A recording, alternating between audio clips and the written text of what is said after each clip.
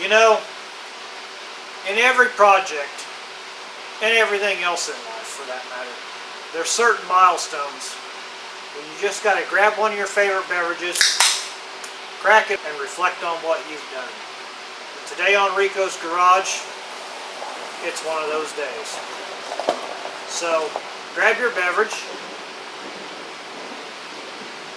kick back, relax, and see what milestone we reached today. I'll give you a hint.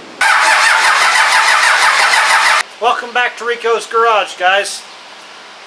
As you can see, we got the Cummins behind us, and I want to catch you up on some things that I've done off camera, and then hopefully, with any luck, by the end of this video, this beast will come to life. Without a bunch of talking that nobody wants to listen to anyway, let's get after it, show you what we've done.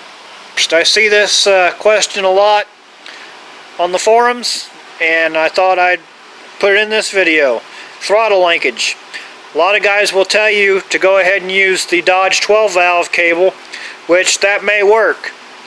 Unfortunately, our donor truck had a piece of wire ran from here on out to some other kind of cable menagerie. Wasn't going to use that. So what I ended up using, the factory cable for the 454 truck for some reason was way too short. I'm not sure why. What I went with was a 89 Suburban, which is still a square body, with a 5.7 with throttle body injection. That cable measures, I think, like almost 40 inches long, which, as you can see, it got a little loop in here. Fits right through the Dodge bracket, and then I was just able to grind out the factory pin, put a 1/4x20 bolt here, double nut it, ran through the cable. Should work just fine. If I have any problems with it, I'll let you know in the future. Voltage regulator, alternator wiring, we covered that in another video. I'll throw the link up here. The fuel shutoff solenoid from the factory has a 3-wire plug on it, and I clipped this side, the vehicle side of the plug, off of the Dodge when I took the wiring out of it. Has 3 wires, as you can see. The one heavy gauge black with the looks like a yellow tracer, that's your ground. I took it to the engine, as I showed you earlier, shared the same ground as the negative battery post. That way we know we got a good ground. We have a high current wire and we have a low current wire. The reason being, if you watched the $1,000 Cummins video, if you didn't, I'll throw you a link up there. I told you how this solenoid works. Inside of this solenoid is actually 2 magnets. You have a pull-in magnet and you have a keeper magnet. The pull-in magnet takes quite a bit of current, up to 90 amps at a full load. That's why it has the heavier gauge. It will actually pull this solenoid up and open it. Then there's a smaller keeper magnet, which the low voltage wire goes. That is what keeps it open. Once the pull-in magnet opens it, then the keeper magnet keeps it open, keeps the vehicle running. So, how you go to wire this, which I haven't done yet because I don't have the core support or the doghouse in place, but I can step you through and show you. I robbed the factory relay off of the donor truck. See now why you need a donor truck? Because you need all this little stuff. It has a relay pack. This one was for the fuel heater, which we've omitted. This is for the fuel shutoff solenoid. This will probably be repurposed as a cooling fan relay, but we'll touch on that in another video. So the factory fuel shutoff has a red wire, a red with a blue tracer, a brown wire, and a smaller gauge wire. One wire is going to go battery hot. The wire with the blue tracer is also going to match up with the red with the blue tracer for the high current for the pull-in magnet. So we'll wire them 2 together, wire this to battery, wire this one to ground, and then this one, bad day to have the doors open. This wire here is going to go to the wire that comes out of the bulkhead that energizes the solenoid when the key is turned. When we turn the key to start, naturally the power goes to the solenoid, energizes it, and turns the starter. Because we only want power to this for a short time, being it's the higher current. It will energize that solenoid, and then the low current keeper magnet, like I said earlier, will keep that open. So this relay will get energized when the engine is cranking, and then this smaller gauge wire is going to go to this key hot wire that's not being used currently because of the gasser. I believe this was the electric choke wire originally for the 454. Anyway, it's just going to go key hot to this, so when we turn the key on, the keeper magnet will be energized. When we crank the engine over, this relay will be energized and hit the pull-in solenoid, we'll have fuel.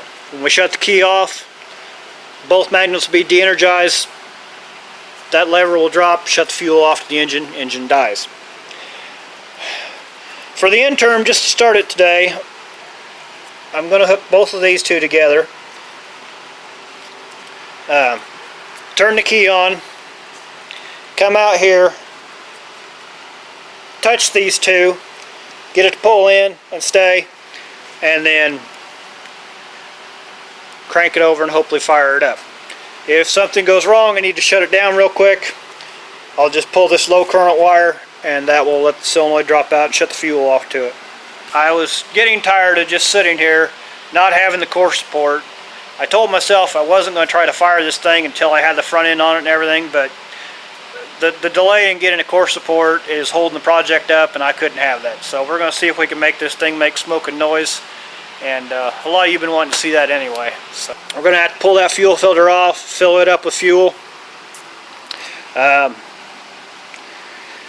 The fuel tank that's currently in this truck, I'm not 100% sure I've got all the gas out of it. I need to drop it, clean it, make sure. So for now, I'm just going to run a hose down to that jerry can that has fuel in it. So I'll fill up the fuel filter, drop the hose in the jerry can, push our primer bulb a few times. We want to get fuel up to that bleeder valve right, that you can't see, that bleeder valve right there. And then we're going to crack our injector lines loose. Get over here. We're going to crack our injector lines loose, pump our primer till we have fuel there. And then we'll see if we can't get this thing to light.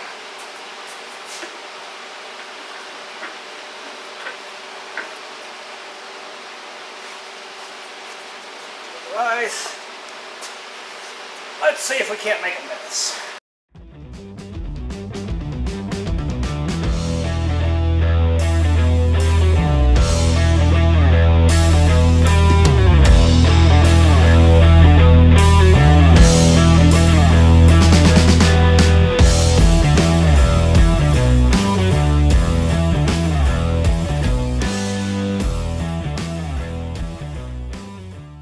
Okay, we've got fuel both lines on the filter. Now I'm going to crack some injectors loose. See if I can get fuel spraying out of them.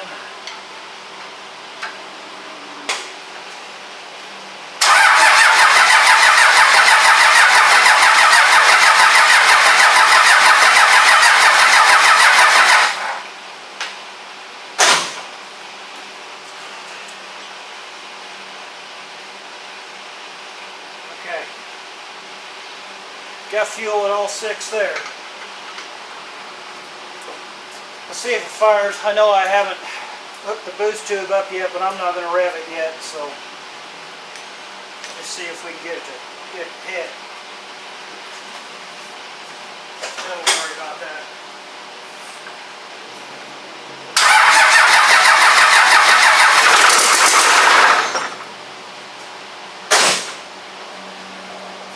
That sounded promising. The fuel shutoff solenoid did what it was supposed to. Awesome. Let's try it one more time.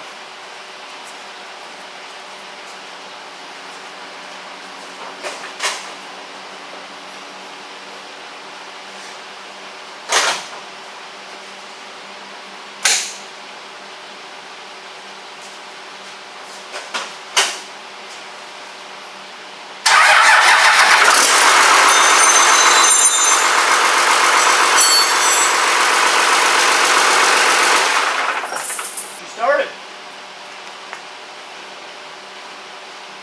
I heard something leaking. Not sure what it was, but I heard a leaker.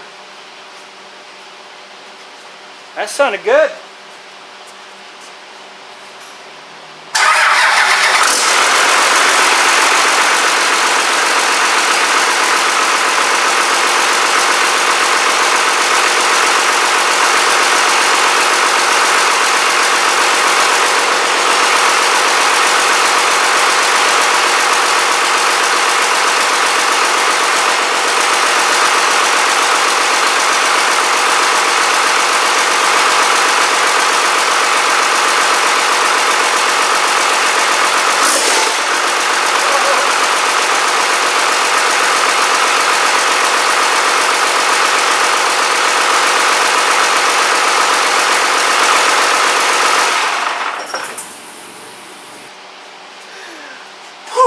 Hell yeah! She runs! Wow! She is snappy. I mean, I cracked the throttle and it's like, "Argh!" Well, there you go. Still got some bugs to work out of her, but she runs. As you can tell right now, the 60-pound oil pressure gauge is not going to work. Because, I mean, as soon as it fires, it's buried in an idle. Drop a comment down below. Let me know what you think. Show that like button some love, and be sure to subscribe. My analytics tell me that only 10% of you that watch these videos actually subscribe. So please do me a favor, subscribe and help me grow this channel so we can do more of this stuff.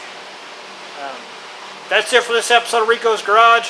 Hopefully the next video, they'll open back up the parts department when the world opens back up.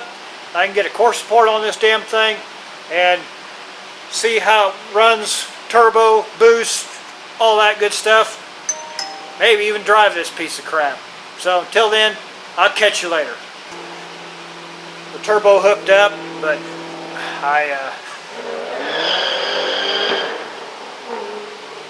not bad.